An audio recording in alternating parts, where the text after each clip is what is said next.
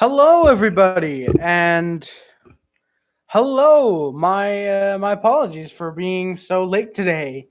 I had something to take care of for the stream. I see Flip is already in the chat. Lol, thank you. Um, that was a game. It was a Habs game. It wasn't anything really special, honestly. It's another loss. I'm just gonna get into these stats, get into my notes. I'll probably be out of here in like 15 minutes.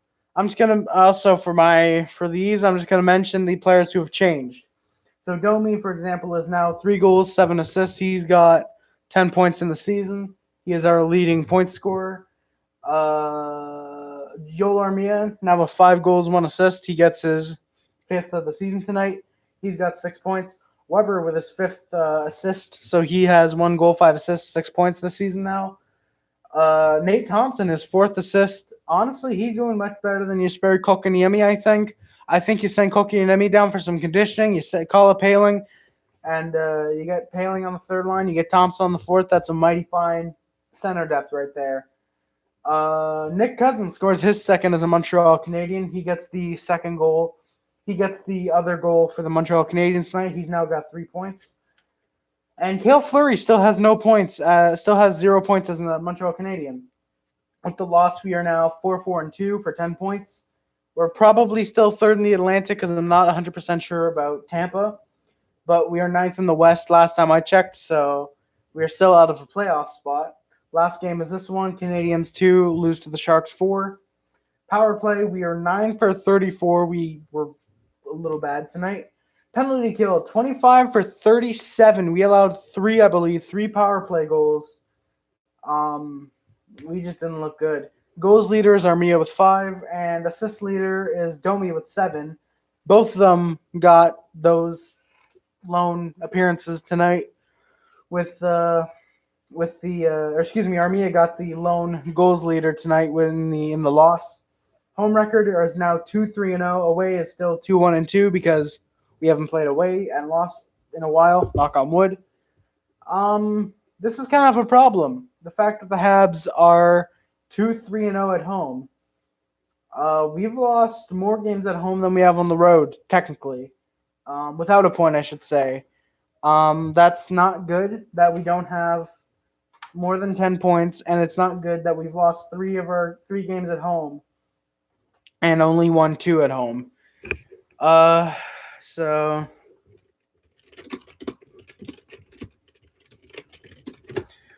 we're going to get into my notes. They're really short. Honestly, I didn't pay much attention to this game, if I'm being completely honest.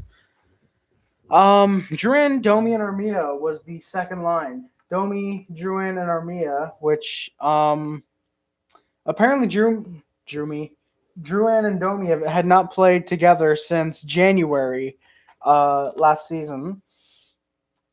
And I thought it was going to be an interesting lineup tonight. It was, because 2 of the 3 guys on that line produced tonight, but Drouin is the lone guy on that line.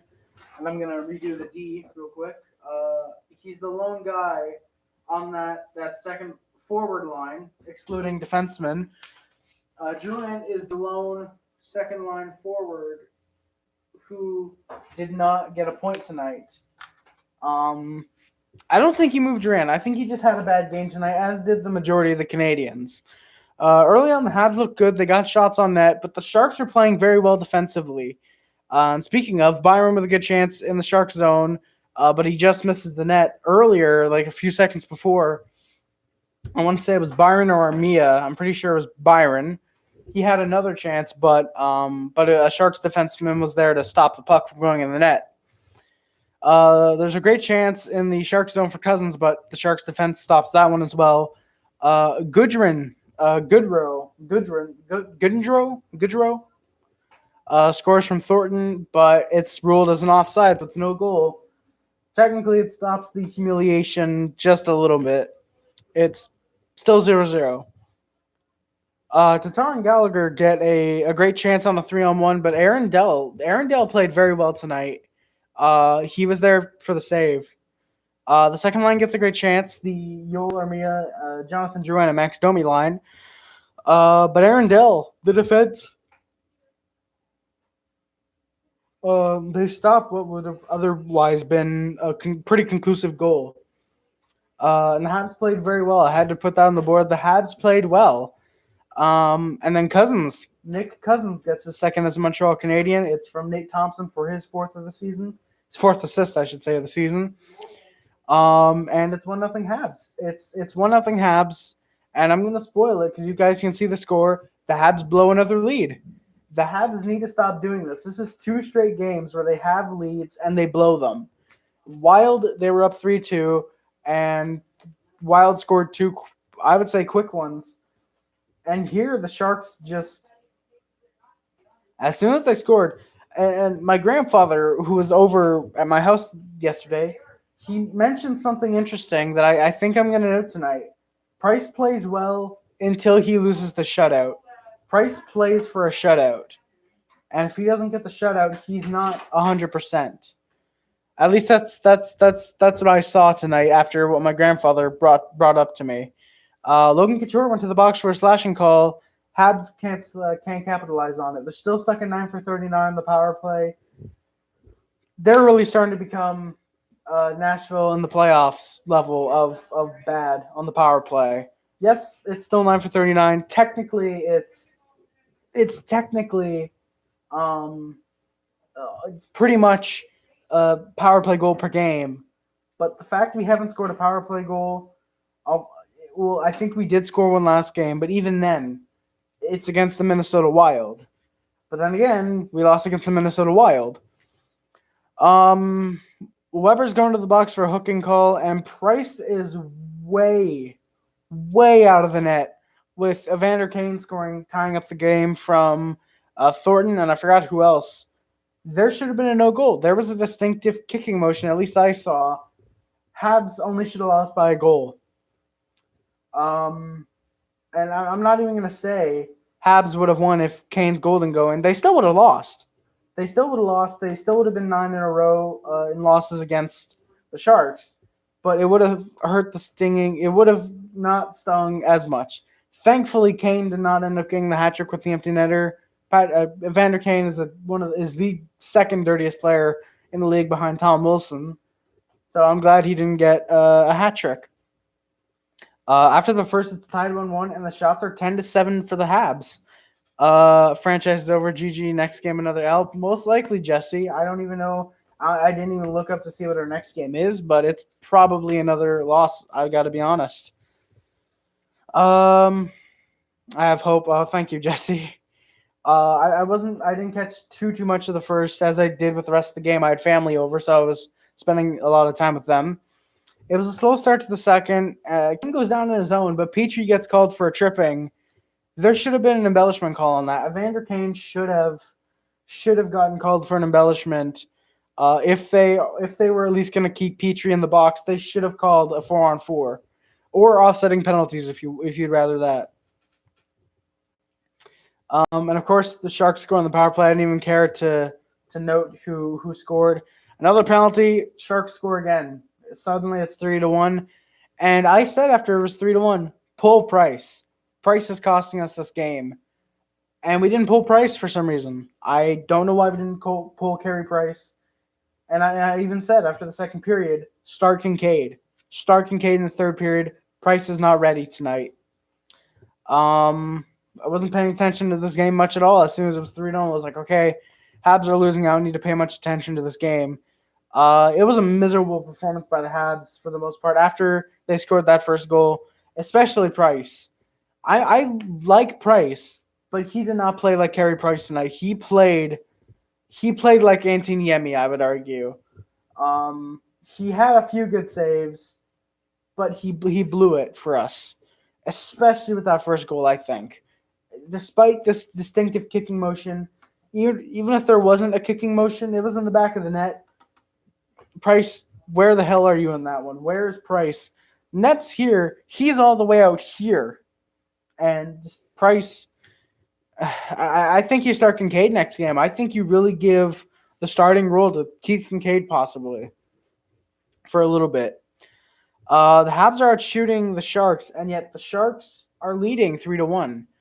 I didn't see what the shots were at that point, but The Sharks were really getting outshot. We're getting outshot, and yet they had the 2-goal lead because of Arundel, I think. Uh, if it's Martin Jones in net, I honestly think this game is a blowout for the Canadiens. I don't see starting material in Martin Jones from what I've seen of him this year. And even last year in the series against St. Louis, Martin Jones is starting to lose his luster as a starting goaltender in the NHL, I think. I really think Arundel could be the future of the Sharks goaltending for the most part. Price really looked awful with the 4th goal allowed in the final minute of the second. I still say I almost shouted at the TV, pull Price. You're down 4-1. Pull Carey Price. I honestly, that's what I think. If you're leading 1-0 and then Price allows 3 goals, just pull him. Pull him. He's not ready. And personally, I think Kincaid, if he had gone on in the third period, we probably could have squeezed out a victory. But since it was Price, they're like, okay. The Habs were just like, okay, Price is in net. No, don't worry about it. But if it was Kincaid, it's like, okay, Kincaid's in net. Let's work harder. But also because Kincaid is also a really good goaltender and can hold his own. I even, like I said, should have started Kincaid in the third. But Joel Armia with his 5th of the season to give the Habs a little bit of hope. He scores from Domi and Weber with about 17 seconds left. Oh, yeah, the Sharks goal was with 30 seconds left. Armia scored with, I want to say it was 17.4 left in the second. And my apologies. I even said to the TV, or I even said to my family, Habs aren't coming back. They're down 4-2 at the end of the second. They just got lucky with that goal. They're still losing. And 4-2, that's the end of the goal scoring. With 17.3 left, the Habs get the last goal. Well, and seconds left in the second. The Habs started to push a little bit. They were getting a few shots. They came really close to making this 4-3. And I honestly think if this is a 4-3 game after 2, we're going to overtime where the Sharks win. I think if this game is 4-3 into the third, Sharks get under pressure, Habs score another one, and Sharks win in overtime. We have at least 11 points, I would think. But it's not anything. It's not 4-3 at the end of the second. I even put possible life in them now. How foolish. 28-14 are the shots for the Habs, down 4-2 at the end of the second. Jesse, by the way, if you're still in here, just real quick, could you tell me, am I being heard on the mic or am I muted? Because I really hope I'm not muted. The Sharks just constantly got the puck. The Habs were all right, cool. Thank you, Jesse. I appreciate it. The Habs just kept icing the puck. The Sharks got the puck. Habs would get it. They'd ice it. Thankfully, they didn't get a penalty because you ice it 3 times in a row. It's a penalty. They need to get something going, and they just couldn't. The Habs really tonight. I'm going to be honest. I almost think if you're the Montreal Canadiens, you tank. If you're the Habs, I honestly think you tank for that first overall draft pick. The draft's going to be in Montreal this year. What better way to appease the fans than trading for Ottawa's first overall pick? No yawning on the job. Thank you, Jesse. What better way to trade Weber to Ottawa for the first overall pick, because Ottawa's dumb enough they'll do that. Tank. Just tank for Lafreniere. He's a French Canadian. The draft's going to be in Montreal. I'm hopefully going to be there. Tank for Lafreniere, or if you really want to, trade Weber to Ottawa and just call up Gustav Olofsson, I guess, or something like that. I still think Weber should be out at the draft in Seattle. I really think the Seattle expansion draft, you leave Weber exposed. Habs are trying to get shots again, but Arundel is there to make saves. The Habs can't get anything going, really. Armia and Domi seem to be the only ones that were trying tonight. Armia and Domi were really, really trying to get goals in the back of the net, but they really just couldn't. And I'll even mention there was a BS call. Domi should not have drawn that high sticking. It was a puck to the face. The refs called it down. It shouldn't have been a high sticking. The Habs should not have gotten the power play, which actually I'm pretty sure. Now that I think about it, I didn't write that penalty down. We were actually even worse than I thought. We're 9 for 40. Uh, the Habs looked bad. Drouin went to the box for a penalty, so actually I forgot to write that one down. I didn't see what Drouin went for, but I'm going to give the guy a little bit of hope. He's got 8 points in 10 games. He's good for us. But I think if Drouin keeps this up, you have to demote him back to the third line. He was playing very well in the third line. You moved him up to Domi and Armia. I'm not going to say that line cost us the game because they really didn't. Armia and Domi really, really worked hard in this game. I didn't pay attention to the game with like 4 minutes left. It was atrocious. I didn't want to watch another Habs loss. I was pissed off, honestly. We won 3 in a row. We were 4-1-2, or 4-2-2, excuse me, and we just dropped 2 in a row. I don't like the way the season's looking out. Domi with a shot, 2:12 left. The Dell is there for the save. Mete played really good defense after the Habs denied Kane that hat trick. And Mete denied Marleau twice in a row. Marleau went for the shot. Mete was there, went for it again. Mete was there again. Got the puck down the ice. And we can't get anything. So we're not able to score. Sharks win 4-2. Habs are atrocious tonight. I really think Price cost us a victory. That first goal that shouldn't have been allowed, the first goal that was called off, then the real one tie that Price really should have saved. And I would even argue that third goal Price should have saved. But yeah, that's going to do it, guys. I'm going to end it right here. I don't want to keep talking about this game. Again, thank you, Jesse. No yawning on the job. That's going to do it, guys. Thank you for watching. Don't forget to like, comment, subscribe, favorite, share, and everything. Oh, Jesse, I'm fired. Oh, no, I'm fired. It took 10 games. Oh, no.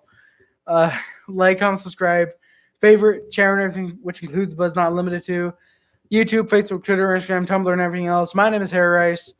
Shout out to my moderator, Jesse, who just fired me apparently for getting me this dope-ass webcam that I've been using about a month now, I want to say. My Twitter and my Twitch are in the description below. I don't use my Twitch at all right now, but if I start streaming games, I'm going to use that. I keep saying that. Twitter I don't use too often. I've been tweeting a little more the past few days, but nothing major. No like video announcements. My Amazon wish list is also in the description. If you guys want to support me in that type of way, that's the only way you can do that right now. I don't have a PayPal for another 10 months or so. 10 months. Move to Mixer. Yes, I should move to Mixer. They actually probably would be better for streaming games right now. Twitch would probably suck right now. My letterbox is in the description. That's where I review and rate movies. I just recently reviewed The Art of Self-Defense. That was the last movie I reviewed on there, which actually reminds me I have to review Planet Terror as well. I have to rate Planet Terror at least. But yeah, Twitch, Twitter, Amazon wishlist, and my letterboxd. This is a sucky Habs game. My name is Harry Rice. Again, subscribe to the Puff Club. Subscribe to the HD Club. Shout out to my mod, Jesse. My name is Harry Rice, and I am out. Peace.